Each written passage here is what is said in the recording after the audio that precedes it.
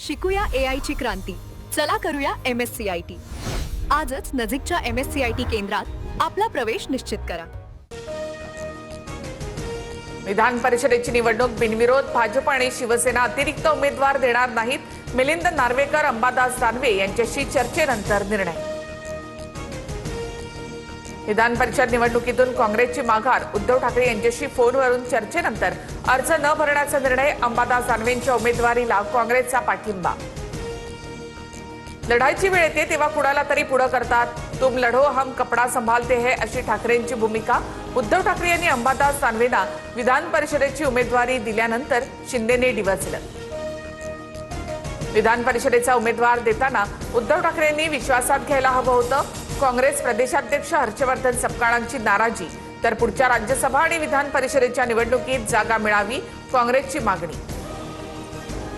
शिंदेंच्या शिवसेनेकडून बच्चू कडू आणि नीलम गोरेंना उमेदवारी. अर्ज भरण्याच्या तासभर आधी शिंदेंची घोषणा. प्रहारचं शिवसेनेमध्ये विलीनीकरण झाल्यानंतर कडू आमदारकीचे उमेदवार. झेंडा बदलला असला तरी अजेंडा तोच. दिव्यांग शेतकऱ्यांच्या हितासाठी धनुष्यबाण हाती. शिवसेना वाढवण्यासाठी प्रयत्न करणार. शिंदेंच्या शिवसेनेमध्ये पक्षप्रवेश केल्यानंतर बच्चू कडूंचा निर्धार. विधानसभेवर निवडून येण्याची कडूंची क्षमता संपल्यामुळे विधान परिषदेसाठी विलीनीकरण. पक्ष विलीन करण्यासाठी मी मूर्ख नाही असं कडूच म्हणाले होते. संजय राऊतांनी डिवचलं. विधान परिषदेसाठी भाजपच्या उमेदवारांकडून फडणवीसांच्या उपस्थितीमध्ये अर्ज दाखल. सुनील कर्जतकर, माधवी नाईक, संजय भिंडे, विवेक कोल्हे आणि प्रमोद जठार यांच्याकडनं अर्ज दाखल. राष्ट्रवादीकडनं जिशान सिद्दीकींनी विधान परिषदेसाठी अर्ज भरला. उपमुख्यमंत्री सुनेत्रा पवार, तटकरे, भुजबळ यांची उपस्थिती. दादांचा वादा पाळल्याची सिद्दीकींची प्रतिक्रिया. टीएमसी 226 जागांचा आकडा पार करेल. पश्चिम बंगालमध्ये माटी मानुषचं सरकार बनवणार. मुख्यमंत्री ममता बॅनर्जी यांच्याकडनं विश्वास व्यक्त. अशोक करातला 8व्या गुन्ह्यामध्ये पोलीस कोठडी नाकारली. एसआयटी आणि सरकारी वकिलांनी केलेली कोठडीची मागणी फेटाळली. अशोक करातला 12 तारखेपर्यंत न्यायालयीन कोठडी. करात प्रकरणानंतर राज्यात 14 भोंदू बाबांच्या विरोधात गुन्हा दाखल. नाशिकमध्ये 3, मुंबईत 4 गुन्हे दाखल. दैवी अवतार असल्याचं सांगत महिलांवर अत्याचाराच्या घटना उघड झाल्या. विदर्भात 2 उष्णतेची लाट कायम. तर 2 मे पासून 3 दिवस अवकाळी पावसाची शक्यता. वर्धा, यवतमाळ, चंद्रपूर, गडचिरोली यांना येलो अलर्ट जारी. मुंबईसह संपूर्ण महाराष्ट्रात उन्हाचा तडाखा वाढला. हवामान खात्याकडून पुढील 5 दिवस उष्णतेच्या लाटेचा इशारा.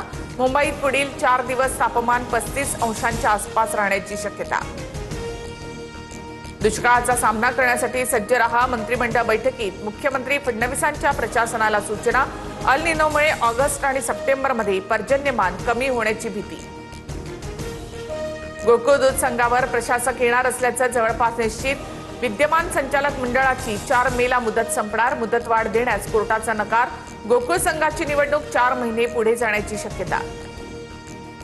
नंदुरबारच्या नवापूर तालुक्यातील पोल्ट्री फार्ममध्ये बर्ड फ्लूचा शिरकाव. पशुसंवर्धन विभागाने प्रयोगशाळेमध्ये पाठवलेले नमुने पॉझिटिव्ह. काही दिवसांपूर्वीच तालुक्यात 200 कोंबड्यांचा मृत्यू झाला होता. छत्रपती संभाजीनगरमध्ये दुसऱ्या दिवशीही अतिक्रमण हटाव मोहीम. दर्गा, दायरा परिसरातील अतिक्रमणं महापालिकेकडनं भुईसपाट. तर 120 अतिक्रमणं जमीनदोस्त करण्यात येणार. उपायुक्त संतोष वाहुळ यांची माहिती. 7 दिवसात पुण्यामध्ये दुसरा मोठा अपघात.